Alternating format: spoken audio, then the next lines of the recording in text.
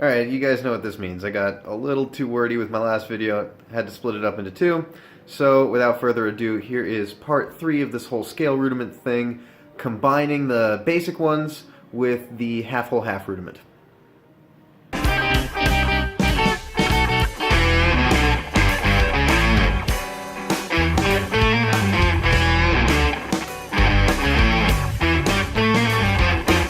So now will make a little bit more sense as to why I chose to start on the 11th fret with the half-whole half rudiment. We are going to start seeing the scales rooted from the 12th fret. So this will function now as our 1. 7, 1, 2, flat 3, like that. And from there, we're going to plug in, as though we were completing the octatonic scale, but with a different rudiment, we're going to plug in our basic rudiments. Another reason to start on the second note of the half-whole rudiment rather than the first is that this way we have, even if they're sharp or flat, we have a 1, a 2, a 3, a 4, a 5, and a 6, and a 7 in our scale, rather than having something really weird like a flat 6 and then a natural 6, or like a 1, flat 2, natural 2 into the scale. Weird stuff like that will happen. We now have one of every degree of the scale, and we're going to see a lot of really cool scales start to show up. Right off the bat, starting from our 12th fret and using the half-whole half rudiment, or rather starting from the natural 7, and but looking at the first note of the half-whole half rudiment as our 7th, and then plugging in rudiment A on the next string, we wind up with a quick and repeatable way to get through the melodic minor scale.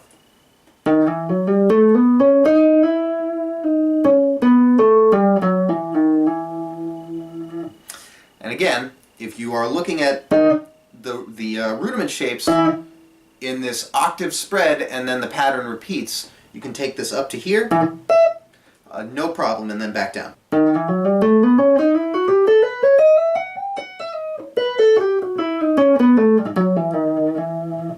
So, what you have here is, starting on the second note of the half-whole half rudiment, you've got your 1, 2, flat 3, 4, 5, natural 6, natural 7, slide back up to 1. And there's our half-whole half.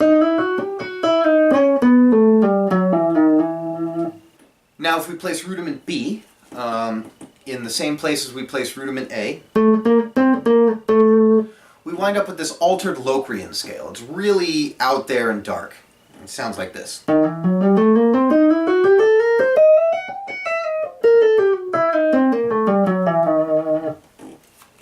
that one has no real relation to any scale that I've seen. I actually, in coming up with this video, spent a long time reading through some scale manuscripts that I've got for guitar that I've been just slowly translating onto the stick. And I couldn't find anything that this fit into. The closest that I could get was like Locrian natural 7. Again, theoretical jargon. But this one will function really well as just another way out there thing, another color to use in the crayon box, so to speak.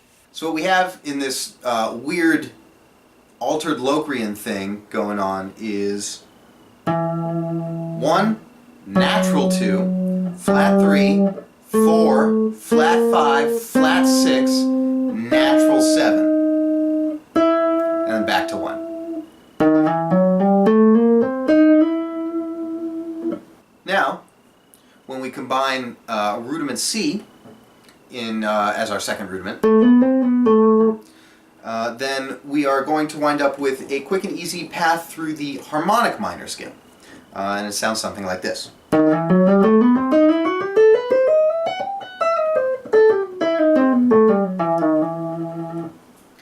And here we have 1, 2, flat 3, 4, 5, flat 6, natural 7, and 1. And back to our half-whole rudiment. Now Now, what happens if we flip the pattern on its head and use the basic rudiments first, right? That's probably the question you're asking. That's the question I asked myself when I first started putting these patterns together.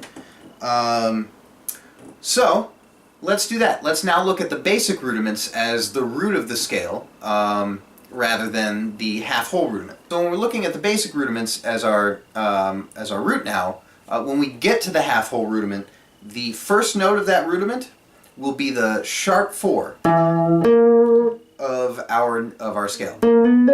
So if we're starting on the 12th fret as our root, when we get to the next string, we're going to be on the 13th fret. So starting with rudiment A, we've got Lydian flat 7, or also known as Lydian dominant, which is a very jazzy way to play over dominant chords.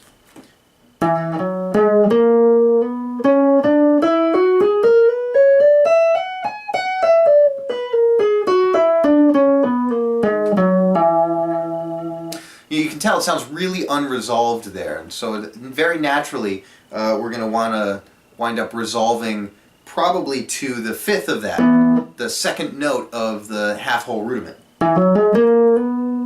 Sounds pretty resolved there, right? And because, you know, we're sitting on a Lydian function, it just naturally starts on the 4th of the scale.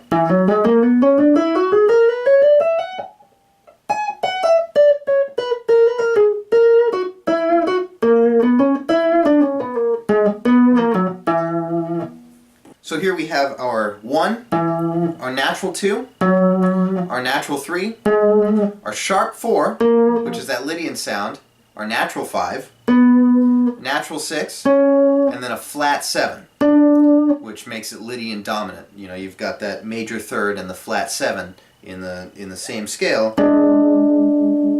that just screams dominant chord. And so that's how that one works. So plugging in rudiment B, we've got what I call Phrygian Diminished, which is kind of like a Phrygian scale that's going to work over a diminished chord. You know, another super out there thing. No real relation that I could find in my scales manifest, but doesn't mean it's any less usable than anything else that you might find. And that looks like this.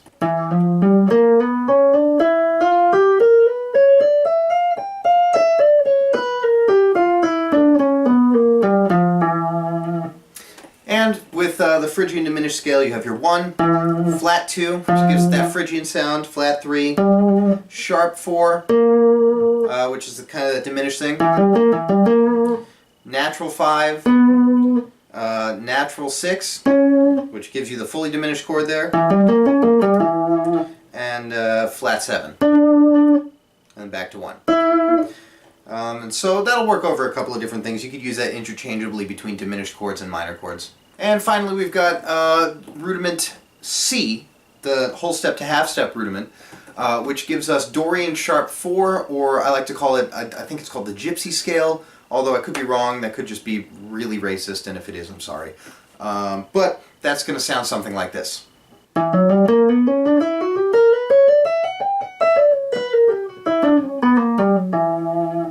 Altogether that's going to be 1, 2, flat 3, sharp 4, 5, natural 6, and flat 7, and then back to 1. So finally, as I mentioned before, all of these should be treated as different colors. You know, you could get really specific about the theory of them, and I do that sometimes, you know, to if I want to get like really deep with it, which can be fun. But ultimately, you know, I like to use these the most when I'm improvising, just to, if the regular scales that I'm using get kind of boring, I can grab one of these really quick and just add a little color to my solo.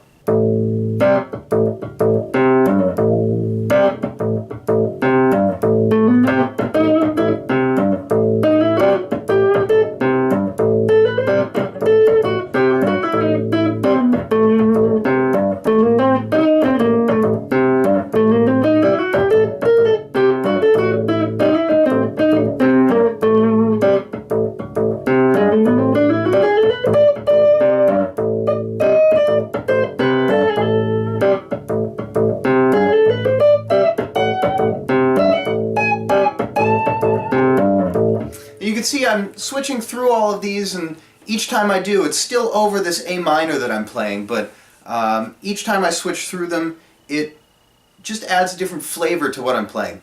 And obviously, starting the whole thing on that second note of the whole half, or the half-whole rudiment, is not a rule. It's just a great way to start. You should explore all of these possibilities, you know, starting on each note as the root. Every one of these hybrid scales has their own modes to them as well, and every one of them are just as legitimate as the others. You know, if I wanted to start, if I'm still on A, but instead I want, you know, I want to use the whole half rudiment, or the half-whole rudiment, but, you know, my root is the third note, right there, and then underneath I've got rudiment B.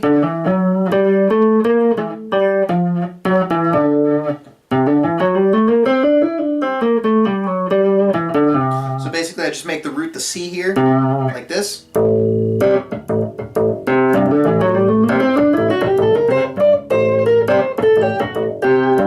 That's like a Dorian flat too. It's like a Dorian scale with the two being flatted. So take this rudiment, take all of these ideas and use them as a springboard if you want to add some like weird, out there, cool, jazzy sounds to your improvising and to your melodies and to the lines that you write. Yeah, and remember, I can't reiterate enough. It's not the what, it's the how you use the what. These are just more whats to do how with. Anyway, thanks so much. Hope you enjoyed it. Check out my Patreon page for more of this. Lots more lessons. And yeah, keep exploring.